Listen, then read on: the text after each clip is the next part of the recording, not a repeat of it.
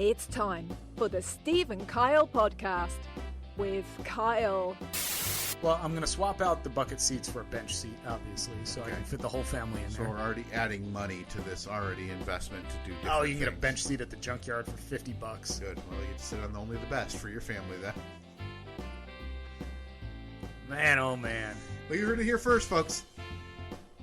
Terrible, terrible family and financial planning from our very own Steve. And Steve. And this is coming from a couple of guys who are making jokes about trying to sell some arm meat found from the crash site of P-Billy 3. Right. Yeah, I mean, what is more of a national tragedy to you? No, I can't even say it. Now, here they are, two guys who are living in style, Steve and Kyle.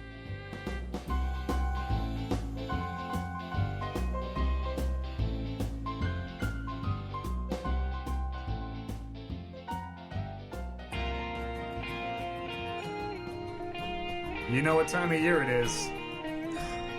Winds whipping off the boardwalk. No, not Oh, that. no, not that one? No, the gales of November. Oh my God, they're here. They sneak up on you. The legend lives on from the Chippewa on down for the big lake they call Gitchagumi.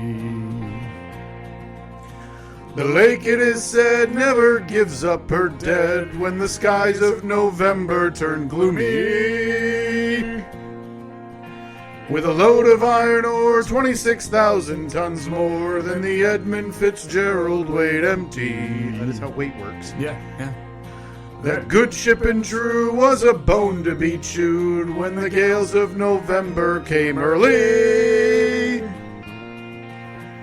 The ship was the pride of the American side, coming back from some mill in Wisconsin. Poor saps. Yeah, unnamed. As the big freighters go, it was bigger than most, with a crew and good captain well seasoned, concluding some terms with a couple of steel firms when they left fully loaded for Cleveland.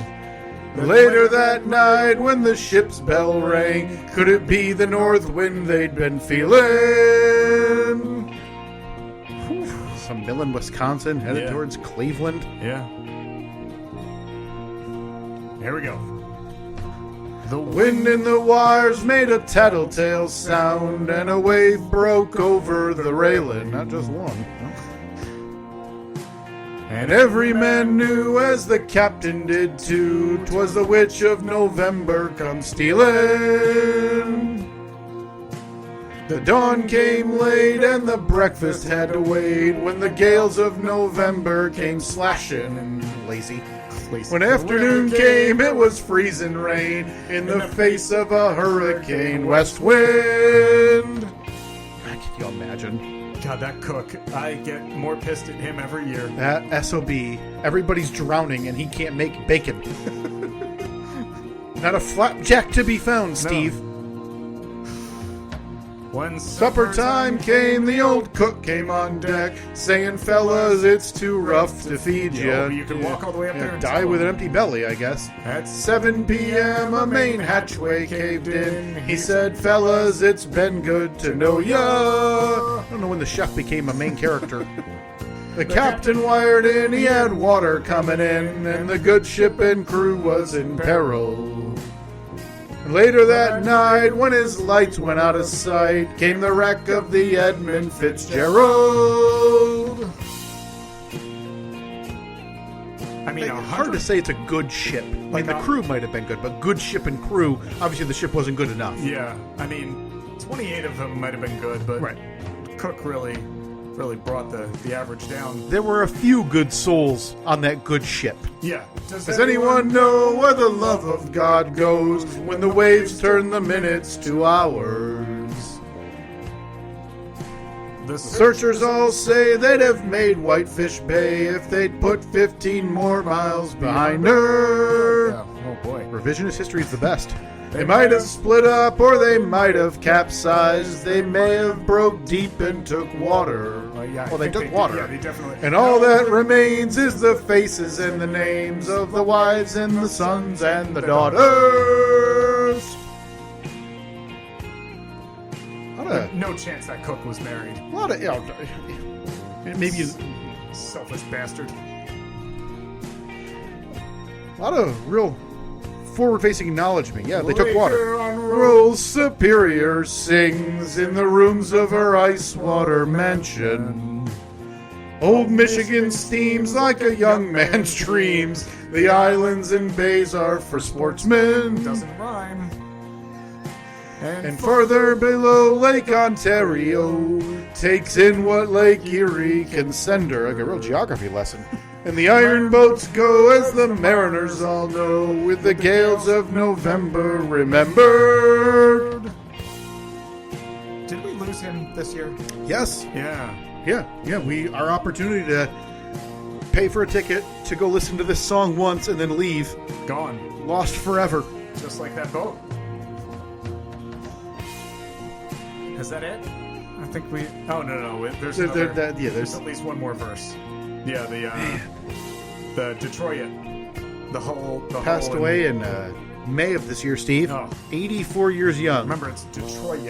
Of course, well, you got to rhyme. In a Musty old hall in Detroit, they prayed in the Maritime Sailors Cathedral. The church bell chimed till it rang 29 times for each man on the Edmund Fitzgerald. Here we go. Legend lives on from the Chippewa down of the big lake they call Gitchagumi. Hey, what'd you do this week? Went to the Gitchagumi? Superior, they said, never gives up her dead when the gales of November come early.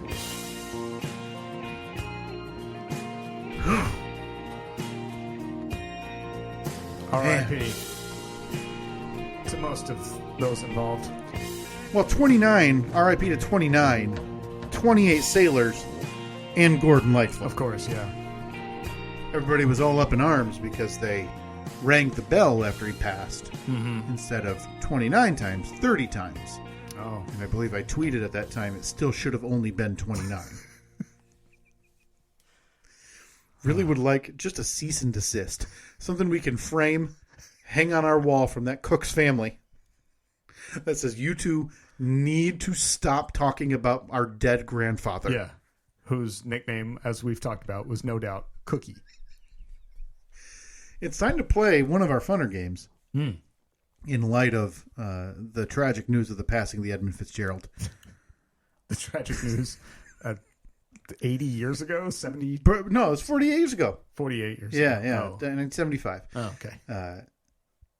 What do you think Gordon Lightfoot was worth when he punted the old 5-galloner? Oh, boy. Back in May. Okay, so we've got, listen, he had a couple songs. I would argue that Wreck of the Edmund Fitzgerald was his biggest. The biggest one. But he also had, what was it, Sundown, I believe. Sundown? Let me look at Sundown, If You Could Read My Mind, Early Sundown. Morning Rain, Carefree Highway. Really 2 songs. He had a huge discography, though, from what I remember. Right. And again, just passed away this May. 84 years young. Well, he was still pretty actively touring. Which is insane to say. Which always leads me to believe that... Hard up. Yeah, money was a little tough to come by, unless he's one of those people that just absolutely loved it. I'm going to say he's worth time of death. He was married, by the way, 3 times. Just giving you a little bit of credence to... Okay. Did he lose a little bit of coin along the way? Just wanted you to be aware of his personal life. I'm going to say $3 million. Okay. He had a $3 million net worth. I'll say this. This number shocked me. Okay. So. What would you have said? Boy, honestly, I would have put him as a millionaire, but I would think 3 is a fair number. Just because a couple songs in the 70s, right? How long is that lifespan of people, not even people, but how does that carry 50 years later financially, right? Yeah. I would have. So I think low millions would have been a fair guess. His net worth at time of death is reported to be $40 million. Jesus. Now, isn't that insane? There's a good chance that we did this exact same deep dive last year, and I was equally as surprised. Well, he wasn't dead last year. That's a good point. But I'm sure that we would have We probably we talked about how much he's worth. Yeah, you don't have to be dead to have a net worth. Wow, $40 million to his family. And the dude was what, 80 some years 84 years old. And still touring, doing small venues. Yeah, so it's not like AC/DC or, the Eagles or something where they could sell out stadiums and arenas. Yeah, if they wanted to, they could go to New York, Chicago, Los Angeles, like all of the big spots, London, Paris, and not worry about the, no offense, but like the Kalamazoo State Theater or something that holds, 1,200 people or 1,500 people. That is mind blowing. He was doing performance halls in, like you said, smaller venues, state theaters on university campuses that, everybody kind of knows what those look like. Unbelievable. You're worth, let's say he's in his 70s and he's worth 30 million, 20 million. What's still driving you those last 10 years of your life to be like, well, those 1,800 people in Saginaw are, they're going to want to hear the wreck of the Eddy. It's time to get out there. Yeah. Oh, obviously his family hated him. They would have stopped him decades ago, right? R.I.P. to the 29. Again, 28 on the boat, and Gordon Lightfoot. And the one who wrote a song about it years later. I don't know if we ever talked about that there were legal settlements after the wreck, so maybe the Cooks, not with Gordon, but with family of the crew and with the company, maybe the Cooks company the Cooks family got a little cheddar on the back end. I don't know. Do you think he probably wasn't employed by the same people as the sailors? Do you think he's like an independent contractor? He's like an Aramark employee. Yeah. Right. So it was when this thing went down, $24 million it was worth between the ship and the 26,000 tons of iron ore. Because I believe years ago you and I speculated about how much it would cost us to get up there and just go start digging it up, scraping some of that into cups. Not for memorabilia, but literally to sell the ore. Sure, yeah. I mean, you gotta make that money back somehow. Well, let's see how much. Where are we at now? All right. What's 26,000 tons? So what's that? 52,000 pounds of iron ore. So let's see if we're looking at iron ore right now. It's listed as 125.50, but I'm trying to figure out how much. Is that a pound per ton? Per ton. That's still good turnaround. I mean, it's a lot of work. But if we're at, let's say price shuffles a little bit. Let's say we can only get 120, or just to be safe, because we're obviously going to have water scooped in there with it, as well as some bone fragment. Let's call it 100. We'll have to dry it out a bit. Yeah, it may not be pure ore. That's still $260,000. It just doesn't seem like it's worth it. I mean, we'd have to rent a boat. No, that's true. And if I know UP Chris, who would inevitably guide us on this endeavor, it would be in like his crappy fishing boat where the motor only turns us one direction. So we just slowly have to go out into Lake Superior in circles. Like those old school remote control cars where they would only go forward and left. Yeah, sorry, the rudder's a little bit messy, but we'll get there. We spend 3 nights sleeping in a fishing boat that's only doing circles. All right, well...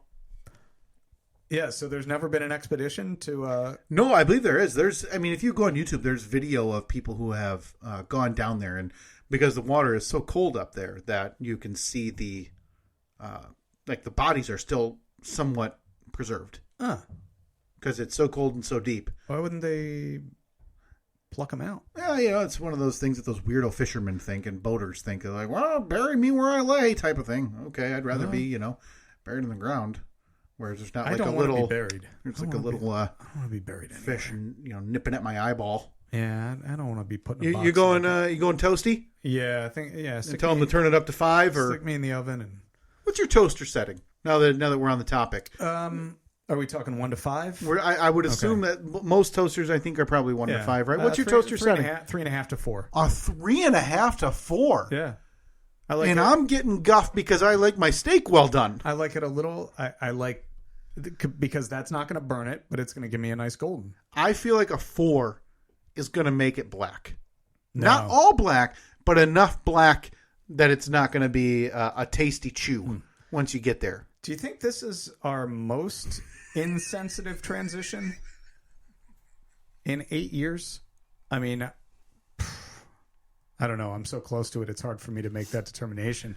So what you're saying is, in memory of your toast favorite, you'd like to be set at a 3.5 to 4 when they toss you in. Yeah.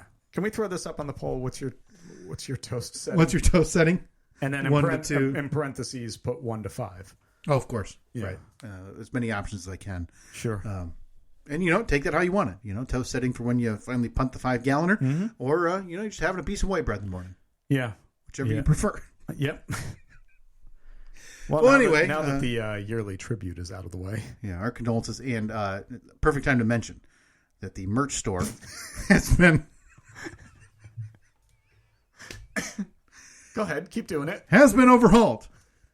And if you go there right now, you will find 2 lovely designs commemorating the loss of those souls and the cook on the wreck of the Edmund Fitzgerald at steveandkyle.com/merch. And the reason it's the perfect time to do that right now is if you're looking to spread some solstice cheer. Yeah, of course. We kicked it off last week, Steve, and we're gonna harp on it for a few weeks just to make sure everybody hears it and recognizes that this is the time to join up. It's the 8th annual Steve and Kyle Podcast, Cloak and Dagger Non-Denominational Winter Solstice Gift Exchange. Hey, give us all the details.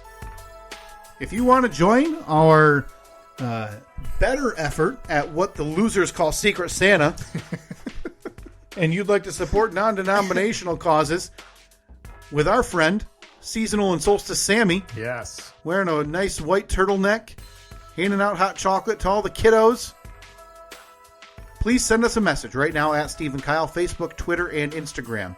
In general, what's going to happen? You're going to send us your name and your address. Those are the only 2 items we need. Anything else, keep it to yourself. I don't want to hear it. I don't know why I'm aggressive. Because that's kind of how you are. You're going to buy a gift for an unknown recipient. You're still being aggressive. You're going to buy a gift. And if you don't, you're drinking pond scum. We will send you a confirmation. Once you send us your name and address, we'll send you a confirmation that we've received that. Your name's going to go on a list. Sometime around the 1st of December, we're going to send you the name of your recipient. They are secret to... Your name is secret to them. They do not know who's going to be sending them a gift. It is up to you if you'd like to keep it anonymous or if you'd like to sign it as your name. That's all up to you. That neither here nor there. It doesn't matter. It can be a gift from the merch shop. It can be something you think is funny. We see a lot of people every year, which is my favorite, sending local... trinkets or food and trinkets from their local area that they listen to someone else across the country, which I think is always cool to spread spread the wealth, spread the idea of where this podcast is heard. And $5, $10, $20, send it directly to them. We shouldn't need to be involved. You can reach out to us if you have any questions, or if you want to let us know that you have sent that gift. That's always appreciated as well. So we can kind of make sure everybody gets one out. Every year, issues happen. It's not a big deal. Just let us know if something happens that you can't get the gift out or you didn't get your gift. We'll reach out to either your gift giver or the gift recipient to make sure everything is in order. Again, at Steve and Kyle, Facebook, Twitter, Instagram for the Winter Solstice Gift Exchange. I love putting this here. I love seeing it come together when the pictures flow in. Are you and I taking part in this again this year? The staff every year takes part. Because I have a note that's been on my phone for, I bet, 9 months. Have you? I've had one for 2 months, 2 or 3 months on my phone that I knew I knew what I was going to get the member of the staff here. Yeah. So obviously, you and I, we kind of draw on private, the staff. Sure. We don't need to make that on air. That's not fun. Look, it's not about us. No. It's just about all the great that we do for the community. Right. We're just the best people to do it. And we don't, to be quite honest with you, Fernando in accounting does not need a microphone. Yeah, no. When we select gift recipients. So, again, please partake. I want to make this one the biggest ever. I love seeing those come in on social media and seeing what everybody got. So please message us now. Yeah, definitely. That's it's my favorite time of the year. love seeing those posts saying, "Look, I got a deck of cards and a bag of pirates booty." Yeah, I was going to say that. I was going to say like a bag of popcorn from the middle of, from the middle of Illinois. Yeah. Right? Yeah. Like I never heard of Naperville, but I'm really glad I got these items from there. So exactly. I meant to ask. I didn't look on the way in, Steve. If you're taking care of the issue we talked about last week. You're talking the pumpkin sitch? The old carved jack-o'-lantern, which is still out there the first week in November, which, as everybody knows, is officially Christmas season. Sure. Do we have updates on those polls yet from last week? Or not quite. No. Just wanted to reach. It's fine. Maybe get to them next week. They're still out there. They're looking a little worse for wear. Probably about time. I think one of them has the telltale signs of a hungry squirrel. They just kind of eat the side of them or scratch away at it. Yeah, they start to collapse. They start to shrink a little bit. Yeah, and then when you inevitably do pick it up.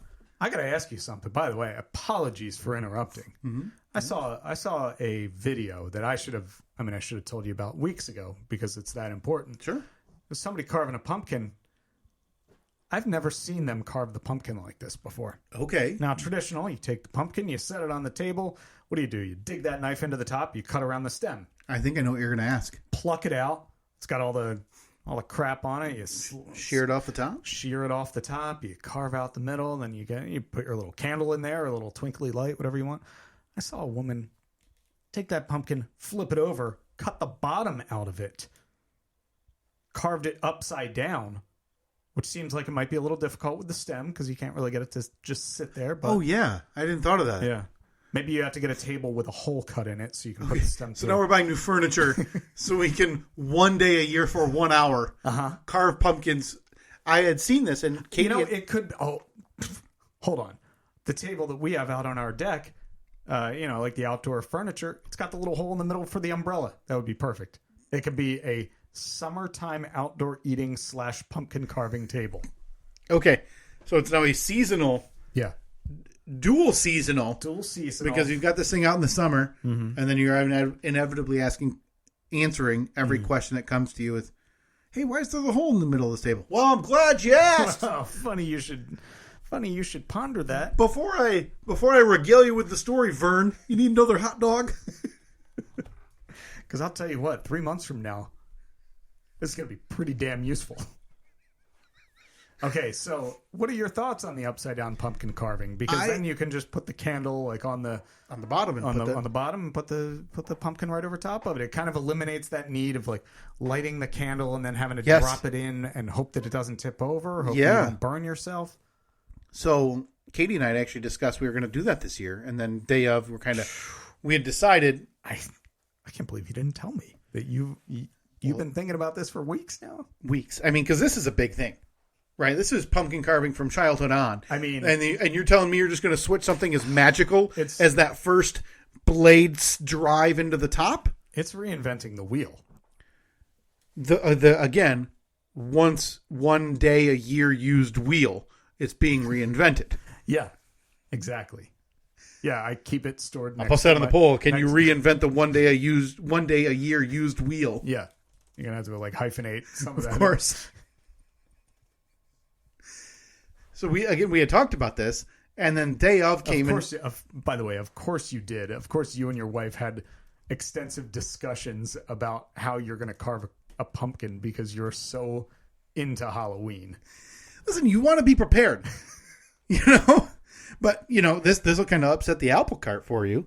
Is the reason we didn't is because we didn't have a firm plan on when we were going to carve. So. It was a morning where we had something to do that afternoon. Mm-hmm. And I said, hey, why don't we just do it now?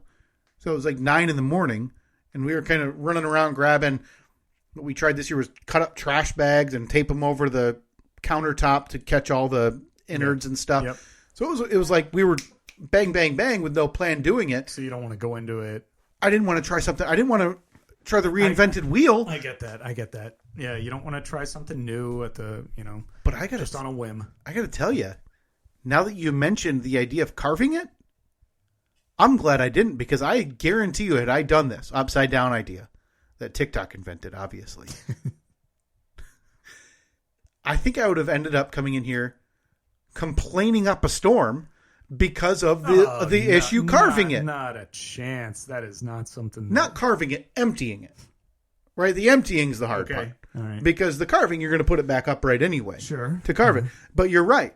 The scooping and the digging and the Well, that's where the table comes in. The table with the hole in the middle that's used for an umbrella / pumpkin carving. Right. So now we're at one pumpkin per time. Because, if you got a family of 2 or 3, obviously you're not wedging 3 stems in the center and all, I mean, there's always the option for multiple tables. So now we're storing these dual seasonal I wouldn't even call them dual seasonal. It's still one season mixed with one day of another season. No, that's a season. That's 2. Dual season. You got it right. I think next year, though, I think we need to do it. I think so, and I think I'd like you to do that as well. Okay. I'd like to compare the experiences. It's such a new trend, but it's like the people who are like, "Oh no, you're supposed to eat the banana from the other side."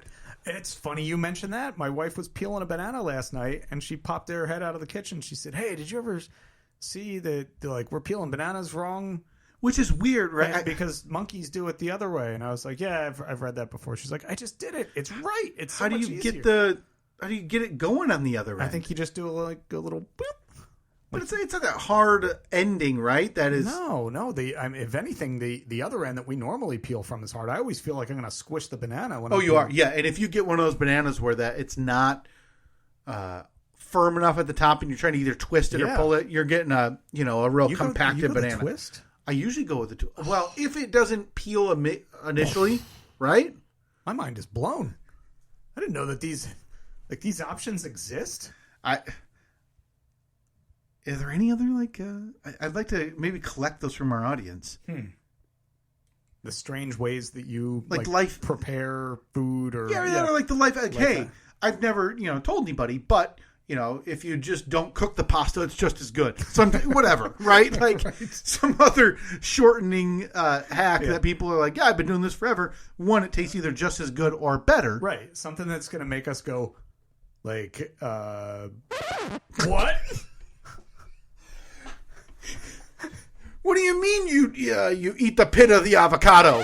What? You're telling me tomatoes are delicious on my hot dog? Can't get on board with that one. That's where we draw the line. I'll make a post on social media, and please, if you have any of those, I'd love to collect a few of those, and maybe you and I could experiment a little bit here on the podcast and be like, "Hey, Annette, we need those hot dogs with tomatoes now." So we'll have to make sure Annette's free too, because she'll be having to do some food prep upstairs. Uh-huh. So then, if you just want to lock the kids up or in that pole barn or whatever you want to do, just go ahead, go out and play. Dada will be right out.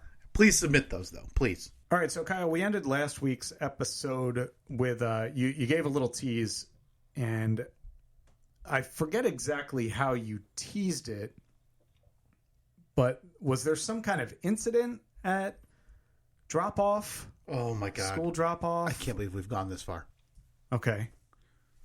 Okay, I have some questions. Mm-hmm. Was there an incident? I wouldn't go as far to characterize it as an incident. Was there awkwardness?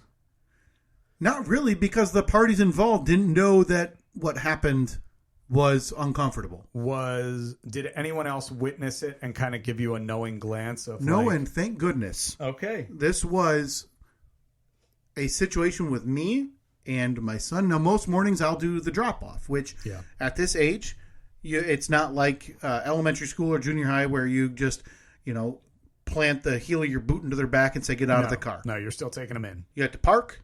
You go up. There's color designations for each class on the sidewalk out front. Mm-hmm. You make sure they're in their line, acknowledge their teacher that they're there type of thing so that, hey, don't lose my kid. I've acknowledged he's here, whatever. Lose the other ones. So this happened on Halloween, Steve, and I can't believe I've gone this far without telling you about it. Yeah. Reed, as most schools have become in the last 20 years, you can dress up for Halloween, but you cannot bring anything. in terms that, you could maybe wear a mask if you're younger, but no fake gun, sword, knife, sticks, whatever. Doesn't matter. So Reed this year, for some reason, wanted to be a Ghostbuster. And all he had was then the brown Ghostbuster jumpsuit with the Ghostbuster logo and the name tag. So he can't even bring the proton gun or whatever. Yeah, nope, couldn't bring it. Okay. The proton pack he probably could have brought, but the gun, it was a foam. Yeah. But all still, right. I wasn't going to chance it. Yeah, understand. No big deal. No big deal at all. So I get out of the car and we're on time, which it all varies. And I recognize the kid in front. I recognize the line because I recognize the kid at the back of the line that we're going to go walk up behind. Okay. And I knew his name, so I walk up line. I get down on Reed's level, tug his hat over his ears, and tell him the same stuff I tell him every morning. Make sure you make good choices today. Let's have fun, and yada yada. I'll see you this afternoon at the Halloween parade. And the kid in front turns around and looks at me, or looks at Reed and says hi, and looks at me and goes, "What is he?" And I said, "Oh, Reed wanted to be a Ghostbuster this year, but he had to leave his proton pack at home." Mm-hmm. And dead in the face, eye contact, right? And we're maybe 2.5 feet apart at this point, me and this other kid. Looks me in the eye. What the f***?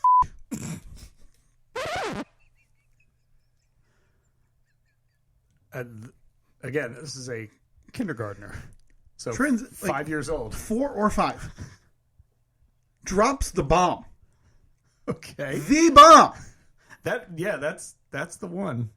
So all I see out of, not even the corner of my eye, because it's still kind of in the peripheral, is Reed, almost like a sketch you see on one of those comedy shows. His mouth goes from normal to jaw drop and eyes wide open and jerks his head to look at me and make eye contact. Because Reed knows that's a naughty word. That's a bad word. Right. Obviously he's heard it. I'm not a saint. I mean, it's not like I'm sitting here telling it, I don't tell him, hey, go F off or whatever. But words get heard throughout 5 years of life that, it happens. But he's well aware that it's a naughty word. Right? Yeah. So he looks at me like that, and I don't know what to do. It is not my place to admonish anybody that isn't my kid. That's a tough spot to be in. And I am a very firm believer, I've made that clear, of mind your own business. Mm-hmm.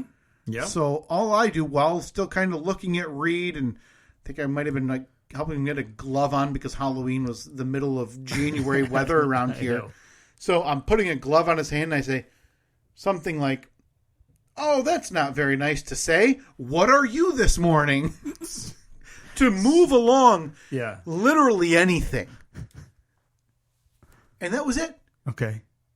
I'm still aghast at how that happened. That happened to my face. So when you asked him what he was, did he say like, "I'm a piece of shit"?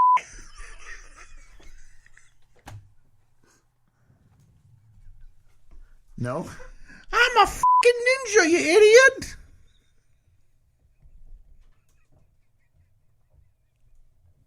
No, surprisingly. Okay. So it's loud, right? There's like 6 or 8 classrooms that all line up right next to each other. Okay. So again, there were no adults like not nearby, within earshot, so nobody heard this. And I already know I can already tell I know who his mom is, who does the drop off. I see her when she drops him off and then leaves. Yeah. She seemed kind of She was already gone. Well, I mean, different opinion now. Good news, they're moving on my street in 2 weeks. Moving onto your street? Yes. Okay. So can't wait for this to blossom. Boy, this is going to be quite a friendship. So there's not a lot of... It's very loud. So it's not in a very personal setting. So I'm guessing someone else heard it, kid-wise, whatever. But even as I'm going through the rest of my morning and day, I'm still kind of in the back of my head thinking, maybe he didn't say it. I mean, if it was as clear as you just described it, but it's such a... So you know that he said it, but you're kind of in denial that he said it. I guess, right? Maybe I maybe I heard it wrong, but no, I mean, like, what the F? Yeah, but I think you kind of do maybe some rationalization. Like, well, he's 5. So maybe it was like, what's that truck? And he was pointing when I blinked and then stopped pointing when my eyelid opened again. Right. I don't know. Yeah, you're trying to give benefit of the doubt. You're trying to rationalize in your head that, of course, a 5-year-old isn't going to say this terrible, terrible thing to my face. Not to me or about me, but like so casually that it was just part of his nomenclature that it was fine. Also, were you a little surprised that he doesn't know what a Ghostbuster is? I mean, I understand he's 5, but... So here's my theory. Okay. I feel like he just either heard that word that morning, night before, whatever, and he was just waiting for a chance to unleash it. Okay, so no matter what you had said, he was going to he was going to fire back with that. I could have dropped hey, what is he? Oh, he's your mom, right? And he would. I think that was coming back at me, right? No matter what. He had that thing locked and loaded, pointed right at you. Yes, like, just speak, old man. And again, I'm gonna fire. I shouldn't have been questioning it even because he said it. Eye contact, 2 feet away from my face. Yeah. So I'm still I'm trying to justify or maybe understand that it didn't happen. So we get home that afternoon. My mother-in-law comes over after their little, kid Halloween parade they do through the gym. Parents can watch, whatever. Yeah. My mother-in-law is there, and we're sitting in the living room. And I forget what we're talking about. Oh, we're telling her that, like, oh yeah, there's a family from Reed's class moving in down the road soon. And he and I said, what's that kid's name? And he says the kid's name. And I said, oh yeah, because now I'm trying to get some verification. Yeah. I said, oh yeah, didn't he say something naughty this morning? Oh no. And Reed in the middle of the living room, sitting like on my mother-in-law's lap, goes, yeah, he said, what the f***? All right. Well, it's been verified. I mean, no more questions need to be asked because it happened, obviously, right? Yeah, you kind of asked for that last one. Right. And I, whatever. Not like I was hoping he would, drop it, but he did say something naughty, and then maybe kind of look to see, are we going to say it's okay to say it? Whatever. Yeah. But confirmation from my son, who's also not, it's not like he's an angel or a good kid most of the time, for crying out loud, he's 5. And confirmation that was in fact said. Okay. So I think what I'm saying is I don't think school's good, just overall. So wow, taking a hard stance on education. That's one way to do it, I guess. If you'd like to pull your kids out of school, you have my full blessing. Okay. Because obviously this is rampant. This is a school issue. This is not a. It's not an issue of the parents or whoever the guardians are. Right. Well, and I don't like being that guy either, right? Because, listen, I mean, I think you would agree. Every parent would agree. Nobody is a perfect parent. No. 100% of the time. And I would argue, at least me with, self-loathing, whatever you want to call it, I'd say, man, I was a bad parent. This time, that time, whatever parts. I feel bad. I wish I could redo that. Those happen. Yeah. I get it, right? But for that part to not come directly from me, be like, oh man, so all the crap that I've given, yet he learns that elsewhere and brings that home. Yeah, it's what you have Evelyn now doing. Is it 5 days a week or 3 days a week? No, she's doing three mornings a week. What's she been bringing home? Nothing. Not dropping F-bombs when she walks in the door? No F-bombs. Not booting the dogs or anything? No, she'll tell us who all the troublemakers in her class are. I think she's going to be a narc. She's going to tell us. That's not a good look, right? No. Snitches get stitches. Yeah, you're going to want to nip that in the bud. She is going to snitch so badly. Oh, man. Nikki, on the other hand, granted, he's only, not even a year and a half. He's going to be class clown. Oh, yeah. Just a complete pain in the ass. Complete pain in the ass. That's beautiful. It's beautiful. The two sides. Yeah. Right? It's worked out so well for you. You had the first kid and she's just super quiet and you're like, hey, is she actually awake or alive? Not talking a lot. Not so well behaved. And you're like, what? Wants to follow the rules and just be a good kid. So you and another talking, hey, I bet a second one will be easier than just one. Because they're probably both going to keep, at that point, Evelyn's going to keep him in check. He's going to say, Evelyn, that's not nice. And they're just going to be, lead the UN in 25 years. No, and everybody says it. Everyone who has more than one child, they say like, all right, first, whatever your first one was, just wait, because the second one's going to be the opposite. So if you had a good kid, you're going to have a nightmare, vice versa. So how would you classify Reed? Nightmare. Then? Nightmare. Yeah. Okay. So you love him to death. And I'm not saying he's a bad kid. We are, as kids grow up, they deal with different things. And right now, emotional outbursts and stuff are top of the list for him. What about from early on as a baby? Not much change. Nightmare. Okay. So I shouldn't say that, but you get what I'm saying. You can rest assured then, based on science, that if you have a second child, they're going to be just a walk in the meadow. Oh, science, you say? Yeah. All those other people that say, "Oh, just wait till the second one." Yeah, I have to tell you. Speaking as a father, dad of two. I'm a dot, of course. I'm a dad of two. Science. According to science, that second one is going to be no problem. No problem at all. I'll take it under advisement because I will say these last 3 to 6 months have really, really, really pushed me. Okay. To one kid. All right. Yeah. I mean, I've. But if we've got, what if the next one's the duplicate of Evelyn, right? What if the next one is worse? I mean, I could always burn the house down, claim insurance, and move to Morocco. Is it that easy? Yeah, I think so, right? You just buy a plane ticket. Yeah. And just go.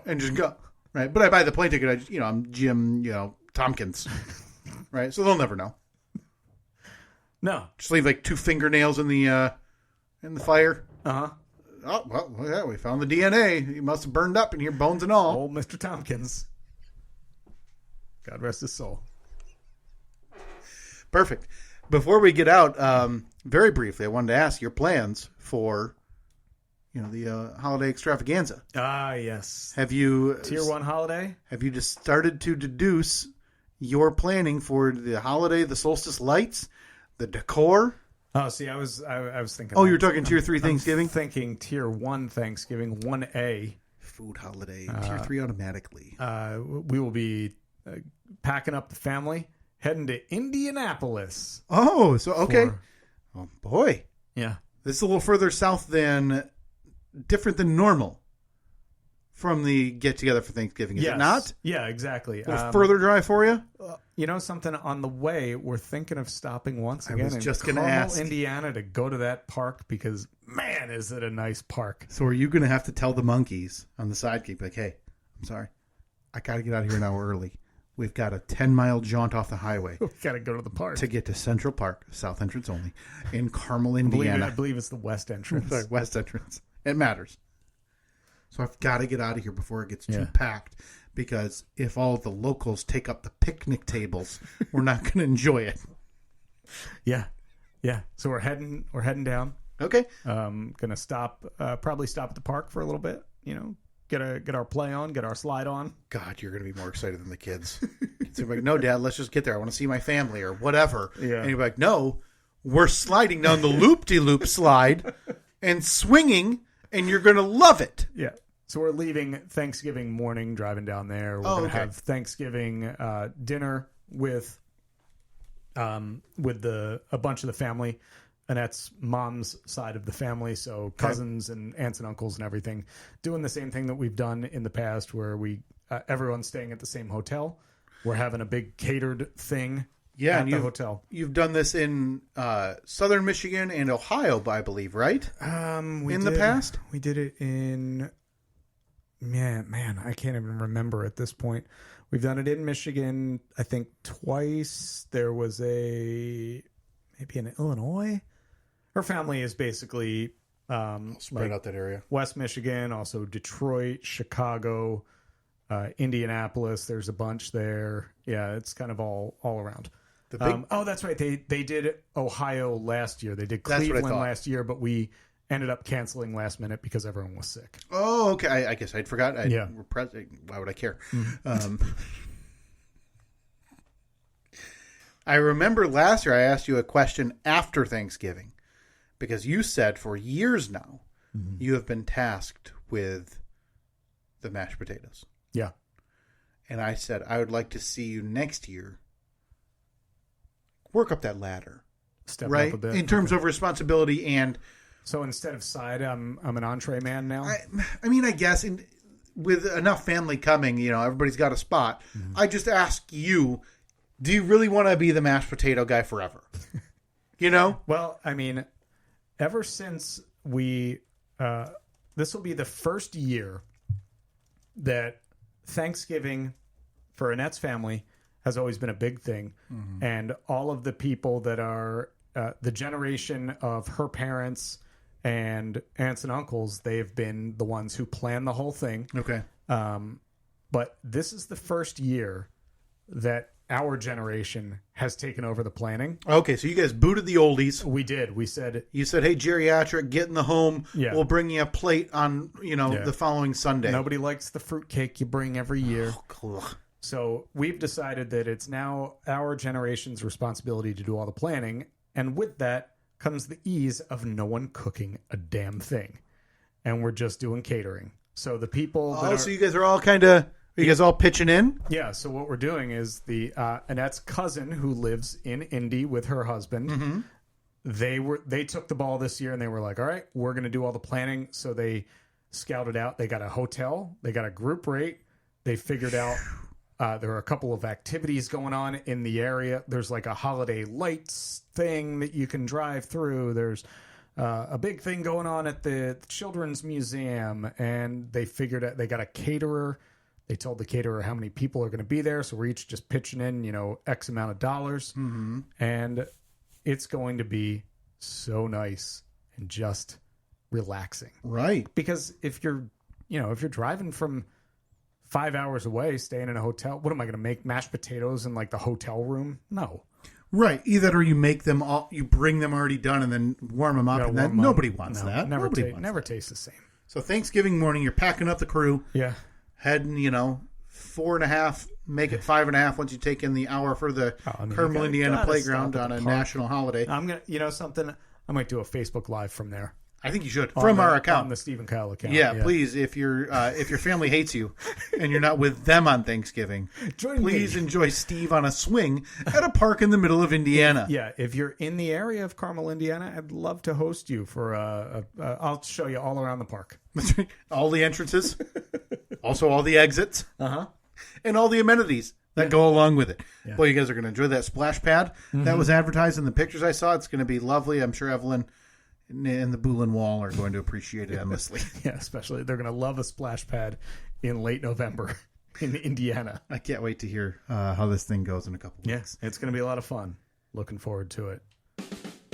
On the way out, I guess we need to mention again, please enter your name and address early, often, for the Steve and Kyle podcast, Cloak and Dagger, non-denominational Winter Solstice Gift Exchange, our 8th annual. This is getting crazy how we actually remember to do this every year. Yeah. Please send us your name and address on Twitter, Facebook, or Instagram. You can DM us. Please don't make it a post because then I'll forget to write it down when I think about it later, and I don't want you to get lost in the shuffle. A DM, a personal message, whatever it may be, at Steve and Kyle, your name and address. We're just looking for you to buy a gift. $5, $10, $20 to send to an unnamed, as of now, recipient who will not know who is sending them that gift for the solstice season. Yeah. And you'll get that name, I think we said, probably around the first of the month. Usually we get a little bit antsy and might be a few days before. Yeah. We'll lock that in there. Again, Tuesday, November 28th. You need your name and address in before then if you want to participate. Yeah, and there's nothing to say that you can't have a gift picked out, ordered, and ready to roll. So when we send you that address, boom, you put the address on there, drop it in the mail the next day. You don't have to wait until then. You don't have to wait until you know who your recipient is to get a gift ready to roll. So, yeah, that would be great. At Steve and Kyle again, Facebook, Twitter, and Instagram. And I think that's it, right? We got anything else? That's it. Talk to you next week. See ya.